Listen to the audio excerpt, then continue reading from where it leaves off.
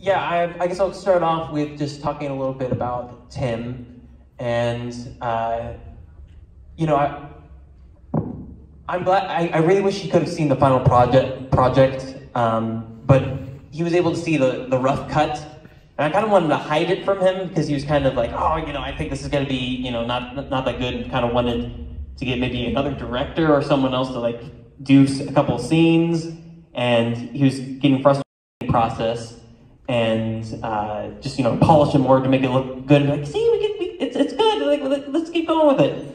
But he kind of pulled my hand, and when we were doing some voiceover work, and he's like, I want to see it. Come on.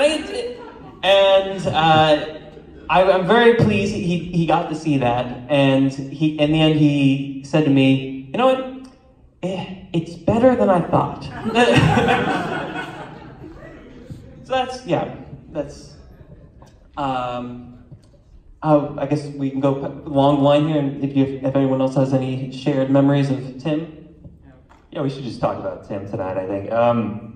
I met Tim, actually, the first time I saw Sleepo at the Silver Screen Festival at the Roxy.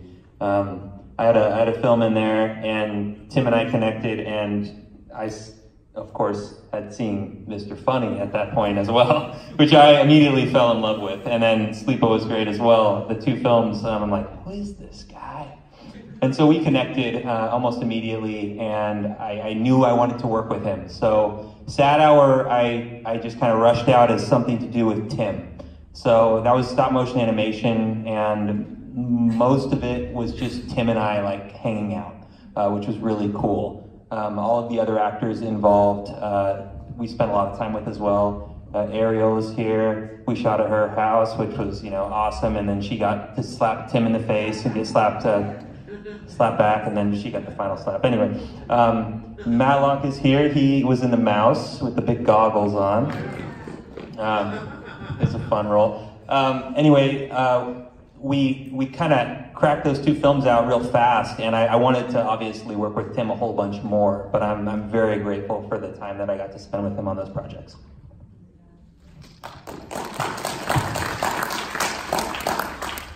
Yeah, so I'll just talk about Mr. Funny first. It was a character that he came up with, kind of like a Jerry Lewis type of clown thing, and he wanted the character to never talk. So the other Mr. Funny that's in there is like, you know, in his mind who can talk. But he wrote or came up with like about a dozen ideas for Mr. Funny, and I didn't care for most of them except for this one. I picked this one, and I had wanted to do a few more, but well, you know, I'm glad to have this one, and I'm really proud of it too. And you know, we all met in high school, and yeah, it's great. I'm glad to have seen Dr. Leroy with an audience, and people laughed at the right parts, so that's good. Yeah.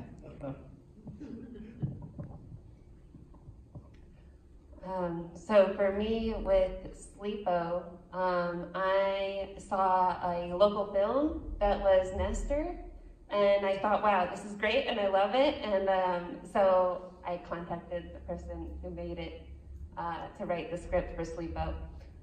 It was my first and only film that I directed. So when I got the script and read it, I immediately saw Tim as the main character. Though it was a different person that was in the script, but I just pretty much cut all of his dialogue.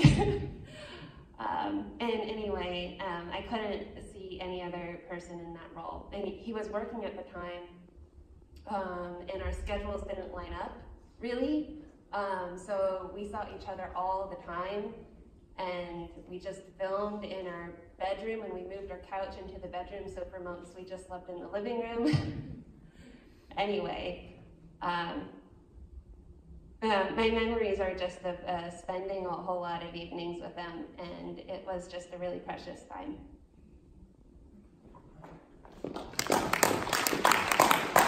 All right, so If anyone has any questions, you can go ahead and line up along the row on your left. And Matt, right?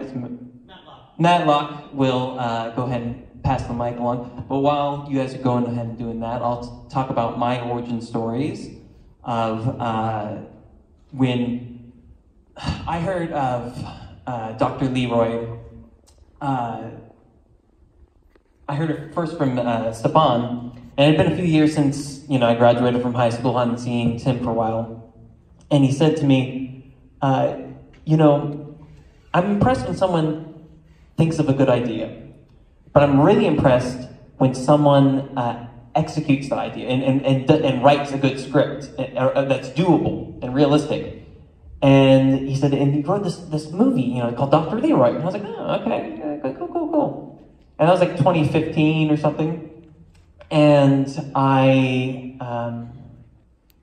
just ran into him. He was working at the Food for Humans, and he was like, oh, I got this script. And I was like, oh yeah, I heard about that. And he's like, yeah, I want to read and give me reviews on it. And I read it and I loved it, and I was like, oh, this is fantastic. But I heard about, I was thinking of myself as an actor, not really a filmmaker. And Stefan was saying that he was going to do it. And then the years went by, and no one was doing it. And then I was like, this is a really good idea. Why does no one want to do this? And I just called him up, or I sent him a message like, hey, how about I make Dr. Leroy for you? And he's like, yes, let's do it. And he was unemployed at the time, so he had all the spare time, and he never drove. So that was another great thing about as a director, in the form of a director, is I could pick him up from his house, and then I had him as long as I wanted him, because he went home when we were done, and he was so game on it. I wasn't holding him down, but he just would, just be like, all right, we're just gonna be along for the ride, and yeah, we got it done. We were persistent and always picked him up from the bus stop, and that was it. So I guess we'll go ahead and move on to the first question here from. That was a great story. So I just wanted to ask, you all knew him well. Was he a big David Lynch guy? Yeah, I was looking at Sleepo and the stop motion film and stuff They all had kind of a heavy David Lynch undertone to some degree. Did you ever talk about him at all? I'll give that to Miranda because.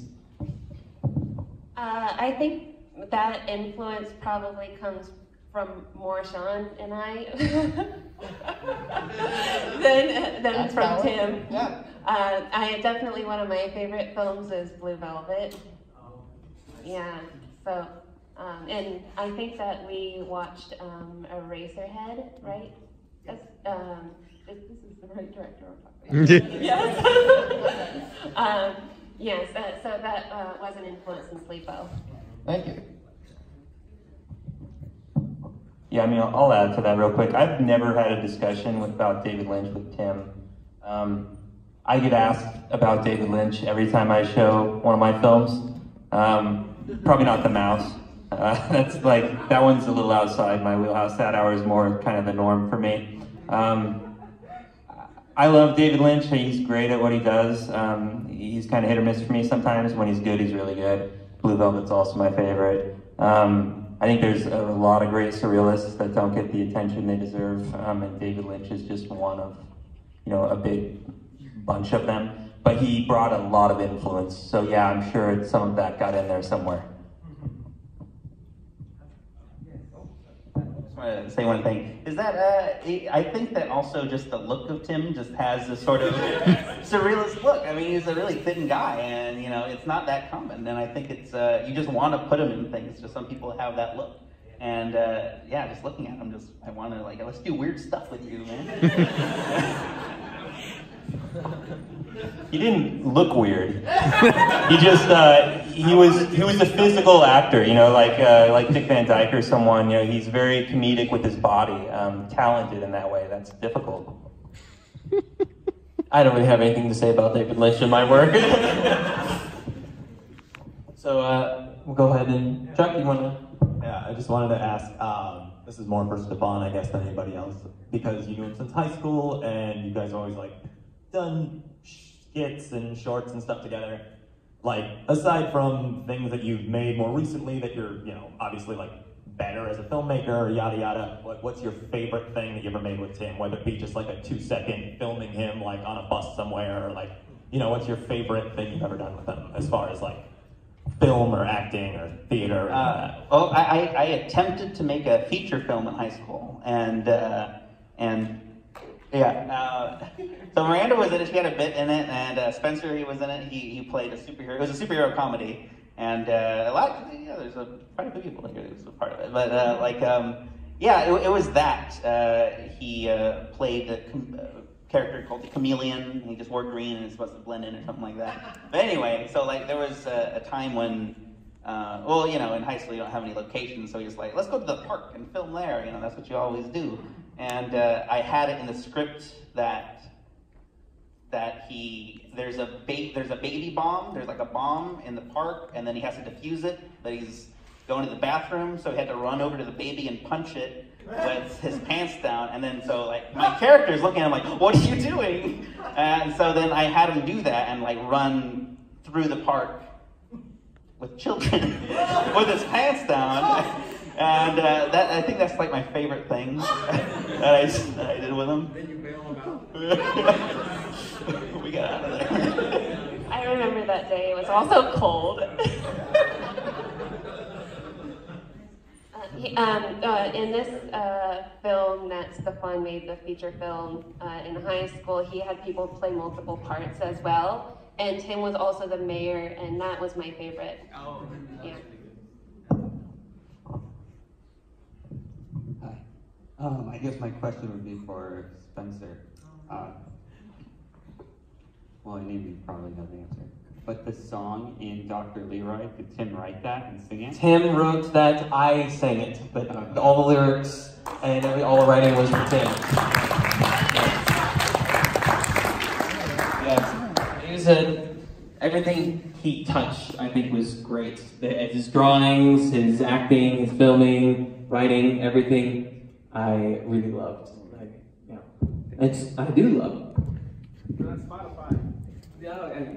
I don't even have a Spotify account. There's a spot in Dr. Leroy when the cop car shows up. Did you plan that, or can you talk about that? There's just kind of this abandoned road near my house, so we just it's just kind of forgotten road, and we just was like, all right, let's film here, and we just kept doing. That's one thing. One of my problems was I kind of wanting to do more and more takes, and I was just kept pushing it, and I was like, because we didn't rehearse, we just kind of did it. So the more we were doing it, it was getting a little better, but we were pushing our luck because we were speeding around, you know, like yelling and all this, and someone called the cops, and it just hit that, right moment where, it was picturesque. It was perfect, just as I intended. Yes, and but very interesting. Inside that, there's two cops cars. The one that's not in the film didn't have them, but the backup had the film crew for cops in there. So we're just this close to being on cops. Dual film, dual film scenes. Yeah, very cool. I have a question. So, what would, if any of you can answer this, what was it like working with Tim? And did you ever have an experience with him influencing the film you were working on, or having some say in maybe a scene or the way something was filmed? Oh yeah, I mean, at least I can speak for myself. Everything he would just, I kind of wing it, and sometimes he would improvise something and like, yeah, let's just do this, or he would give a suggestion on some piece of cinematography. And actually, what was the first part of that question? Well, what was he like as a performer? Oh, performer. Working with him, what was it like? Oh, it was just the best. I mean, he was my friend, and that's part of the fun of filmmaking for me is I want it to be fun, and it's not a professional thing. You know, I'm pretty rough cut, and it just was the best thing ever to just hang with him, and he was just hilarious. Everything he did was just always made me laugh. I had to be behind the camera and stop from laughing, and yeah, I guess that's my piece. Working with Tim was the best. Okay, so I think I have to really think about it to answer this honestly, but I think I can say that he was probably the easiest person to ever work with in terms of actors. Like, he was so easy to direct. Sad Hour, I think, was very much Tim, as it was me. He definitely added to it just with his facial acting and things like that, but the one part that was totally Tim, and I claim no credit, was when he vomited up his drink and then drank it again. Maybe I said, "Do you want to do that? Are you sure?" You know, and I was thrilled when he said he was down to do it.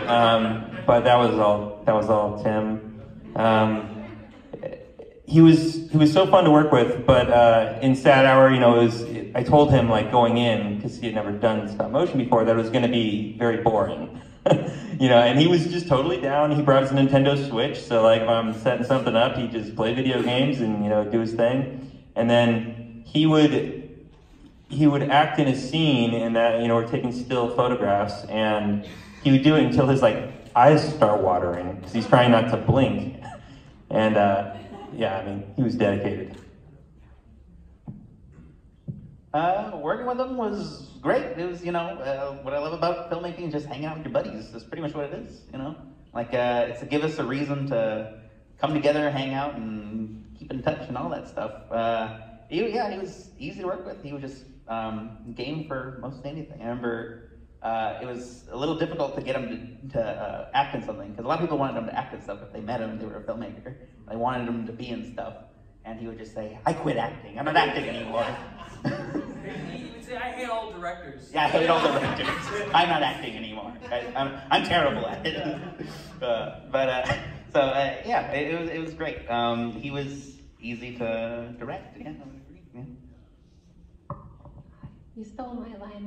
I was gonna say that he before we filmed Sleepo, he said that he was retired. but he was already cast, so he couldn't quit. That's pretty much it.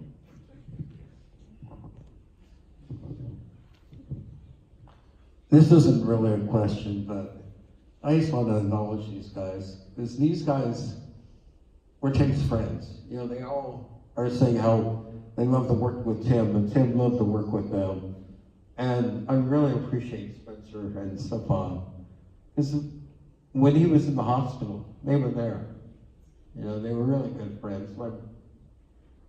And I don't know Sean that much, but he was there. You know, he was there at the burial, he was there in the memorial, and thank you guys. I really love you.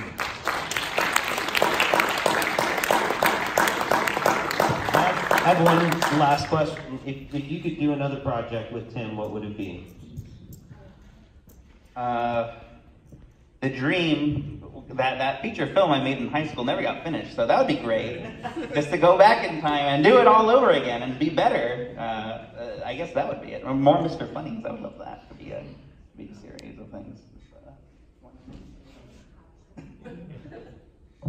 That's impossible to answer. You'd have to think about that for a really long time. You know, when you talk about like making the movie, like the last movie with someone that you're gonna make. I mean, I wouldn't have the last movie I make with Tim be the mouse. I enjoyed that. You know, that movie was originally created to pay tribute to my late grandfather, and Tim was there for that. And then right afterwards, you know, this happened to Tim. I would have rather done something that's just like all Tim, you know, and he doesn't have this small part. I'd give him like Sad Hour, but let's do a feature, you know, let's do something that's just over the top. I really wanted to direct a Mr. Funny after I saw Mr. Funny, because Tim said that he had all these ideas that Stefan, hinted at, and we talked about a few of them. That would have been fun. It would be Dr. Leroy too. But yeah, I joked with him about that. He had an idea of like it being like a trilogy, Dr. Leroy. And during the last scene, one of the last scenes, the other guy's like, oh, life's so mundane. And I was joking, I was like, oh, maybe we gotta find a good actor so we can, do the sequel, and I can direct it. And then we both kind of groan like, oh no, I should just do the first one, and then you find someone else to do it. I just wanted to say that John and Kat and Timmy were my neighbors. We shared the same driveway, and first and foremost, I want to thank you guys, because his movie making and that kind of stuff, I never really got to, we were like, do you need help carrying your groceries up the stairs, George? Stuff like that. So I never really knew that much about his movie acting, etc., etc. And you guys really, I think you did an excellent job. I found truly, truly joy and humor in it. And he absolutely was a person to love. And I feel also like you guys just blessed to have even had that much time with him. So I wanted to tell you guys thank you, because I think it really rocked. I think you guys did a great job. Thank you.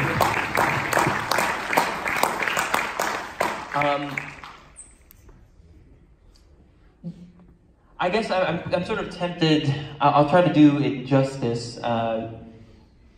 Tim told me sort of like the secret meaning of Dr. Leroy and sort of the past, like the origin story of it.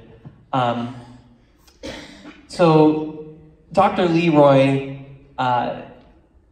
is like, so at the beginning of civilization, there were these old wise men, and they were like sort of the gatherers of all the knowledge of everything, and they wanted to create civilization. They're the creators and rulers of civilization. And Dr. Leroy was like, no, that's not the way. That's not what we're supposed to do. So he was a dissident. He broke away, and he tried to live, away from civilization, like more of a primitivist, what's the word? A hermit. Philosophy. Yeah, hermit. Yeah. Anyways, so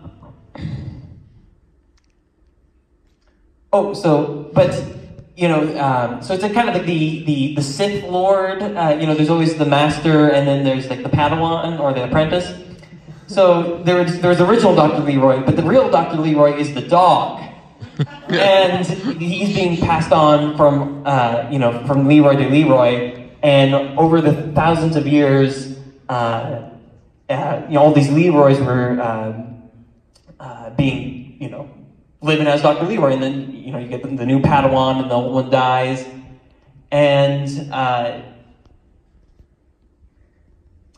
yeah, that's what am I? I hope I'm treating this right, Tim.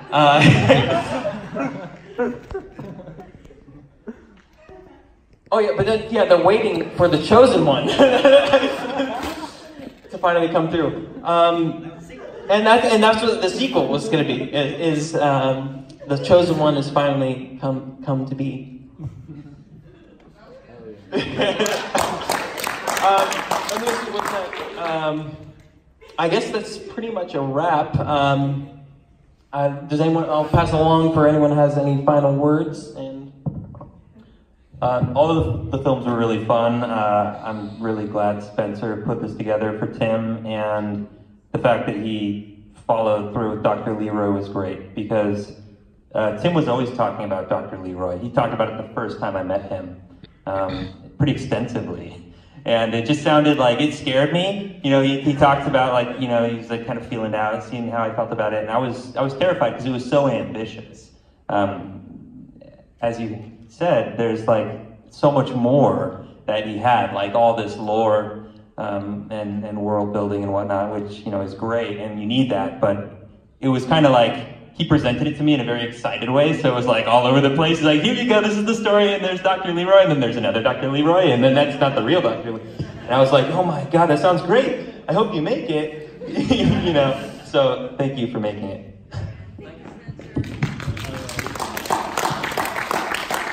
Yeah, it was, thank you, Spencer, for making it, because I wouldn't have done it. I waited a long time because I wanted to make it a different quality of it, and it wouldn't have been done if you didn't do it. And I'm really glad that you did, because it has a sort of spark to it that, like the films that we would make, like in high school, when we were just having fun and starting out and figuring it all out. It has that feeling to it, and I call it a punk rock film, because it just, you know, it's throwing out things that you should know for making movies, and it's just having fun. And it has that spark, and it's great editing it, because, you know, it just feels like you're just hanging out with them again, you know, just like for a couple hours a week, just we'd get together and just look at the footage, and it was hilarious. And, you know, I'm glad to have had that, and yeah, thank you. Everybody, and thank you all for being here, you know, this is great. Thank you. I remember when he first presented the script at our writers' meeting. It was, you know, how long? 40 pages? And only 18, and we stretched it to 35 minutes. He did cut it down afterward. Oh. But as you know, like in just that opening part where there is just one conversation, how many locations was there? So many. So our mind was just blown away by, oh, how much effort would this take? And so that was part of the reason why, like, Stefan and I didn't take it on, and why we're so grateful that Spencer did. Like, all that footage is so great. I know that you used a lot of it for that memorial compilation that you did, and it feels like a lot of that stuff, like I was watching them edit, could just be taken out of context and used in so many situations. So I'm just glad that we have all of this footage. Yeah. I'd like to just say one thing. So I only worked with Tim on the mouse the one time, but it was intense. It was wartime. We were 2 12-hour or 14-hour days in succession, and it's a lot of filming for that. And in just hanging out with him in between scenes and getting to know him, he seemed like such a cool guy. And I talked to him about old school Saturday Night Live, and he was hip on it. And like, you know, there was a bunch of stuff like where I'd name drop or I'd talk about something, and he was right on that wavelength, and he understood exactly what I was talking about. And I thought, I want to start a writing group. I want to write with this guy. I want to continue working with this guy after this project. I'm so glad I worked on this project so I get to meet him. I was so looking forward to spending more time with him. And unfortunately, the night I made a writers group, I invited him, but it was on a night that was bad for him, and he kept saying, like, I want to make it to this thing, and hopefully I'll be free on Sundays, and then this happened, and I was really shocked and disheartened, because I was looking forward to that chapter of my life where I got to work with him more. So, and seeing these films, I just want to work with him even more, so. Right after those films were made, Lito, another friend of ours, a filmmaker, reached out and he's like, do you think Tim would be interested in working together with me? Like, and I got like a couple of those contacts, and I had to like break the news. Like, we didn't know the severity of what Tim was going through until it was over, unfortunately. So it was shocking, you know, just very shocking. And the tragedy was felt by people that never got to meet Tim, but they saw his work and just knew that he was such a great talent. All right, well, I guess that concludes the evening's affairs. I really want to thank every single one of you for coming out and appreciating this film, the films, and just getting together is always good.